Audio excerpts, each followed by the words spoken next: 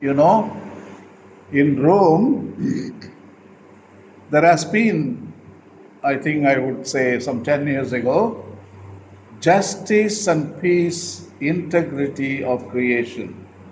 That was the papal commission in Rome, which was addressing the issues found in environment and ecology.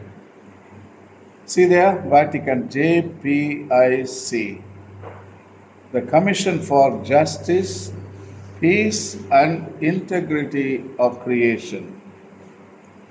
What is the integrity of creation?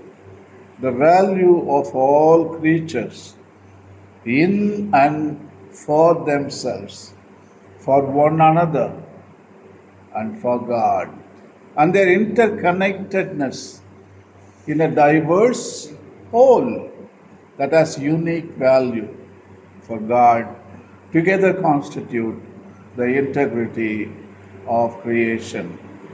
World Council of Churches, they define that.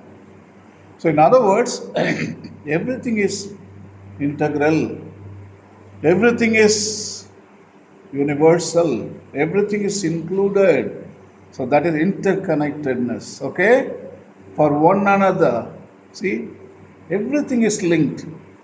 You can't exist alone, you can exist only in connection.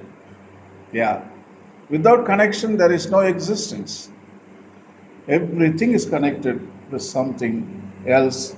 So that is the idea we get from the Catholic Church. The eco-theologian Thomas Barry is the Passionist priest from America. He puts it so beautifully in the book he written, The Great Work, page 200. We see quite clearly that what happens to the non-human, that is non-living, happens to the human. If non-human, that is the non-living things are very, very dilapidated or polluted, human also will be polluted. If non-living things are in good order and harmony, then human being is also reflecting the same goodness. What happens to the outer world happens to the inner world. Yeah, we can change vice versa. What happens to the inner world happens to the outer world. What happens to the outer world happens also to the inner world. So, a principle of creation-centered approach model ecosophy is very simple: democracy of all creatures. Democracy means it is only in human interest. That's what we understood. But today, it is known as the cosmic democracy. Cosmic democracy means everybody is independent, at the same time dependent. So that is the constitution of the creatures. Everybody has rights. Everybody is given rights from the Creator Himself. All existence imposes rights. Rights to exist, right to flourish, right to fulfill our role for the common good. There are frog rights, mosquito rights, water rights, land rights. It is called the Constitution of the Mother Earth. In Venezuela, in Bolivia, in South American countries, they have already established Constitution of the Mother Earth, in which the Constitution gives privileges and rights for themselves. In Genesis 9, chapter 9, we already read that text. God recognizes each and every creature possess the beauty, the freedom, fullness. And the biblical writer writes in verse 11, 9 to 11, The text is so beautiful.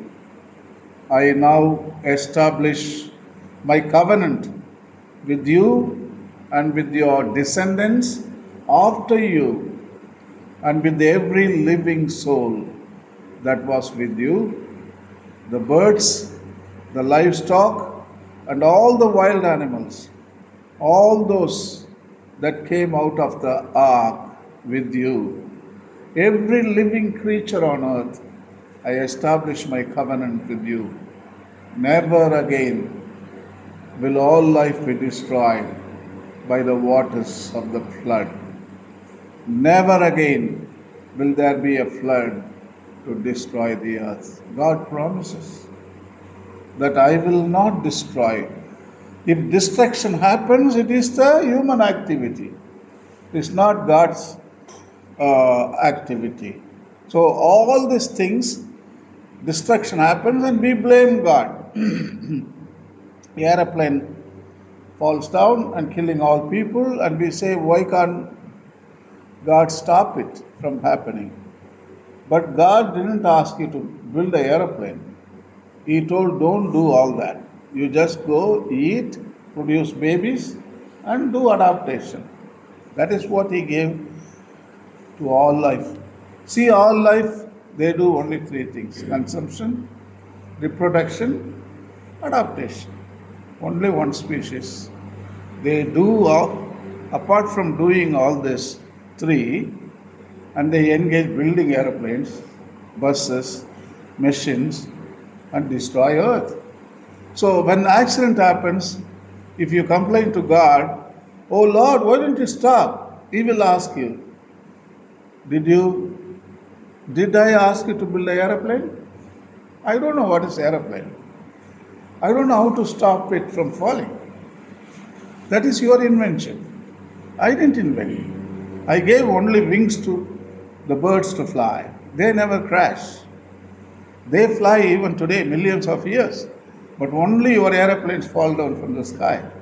Suddenly there are so many aeroplanes are falling down during these days. You know Ashoka the great emperor from India. He ruled sometimes 300 BC. That means 300 years before Christ. See how nicely he writes. Everything is creation-centered approach, model ecosophic. He had the habit of calling the creatures like beast and men, beast and men, beast and men. He always called beast first because beast came first, men came second. So he is doing all the good work because of beast and men. So I'm going to read this edicts. He inscribed rock edicts, pillar edicts. Some of the text I would like to read it for you. Man must not do reverence to his own sect while disparaging the sects of others. Dhamma in Prakrit version of the Sanskrit word is translated into Dharma. In Prakrit it is called Dhamma, but in Sanskrit it is known as Dharma. In English it is known as righteousness. Jesus calls it righteousness. He highlighted high ideals and spiritual enlightenment as a key to successful life. Pillar Edict 2 described middle path, way to enlightenment via Dharma. Ashoka aspired for a harmonious environment where everyone could coexist peacefully, irrespective of his or her caste, creed, and religion. Some of his ideals were to shun war and spread peace, stop animal sacrifices, respect elders, masters treating slaves like humans, promoting vegetarianism, etc. These ideals, if followed correctly, led one to a higher level of living, and one could finally attain nirvana. Dhamma would bring harmony to India in the form of compassion. Ashoka appointed Dhamma Mahamatas. They are known as apostles and disciples. Yesterday, Father was giving sermon, disciples, apostles. This is the word Ashoka used, Mahamatas. Mahamatas means disciple. Anta Mahamatas means apostles. He distinguished between disciples and apostles. And Jesus came after 300 years. Ashoka established the field of mission. So Ashoka was the first one to invent what is mission. And then Jesus came and he just borrows from Ashoka. So Ashoka appointed Dhamma Mahamatas, that is apostles and disciples, who were basically officers looking after the spread of these principles, the good news, across Ashoka's empire.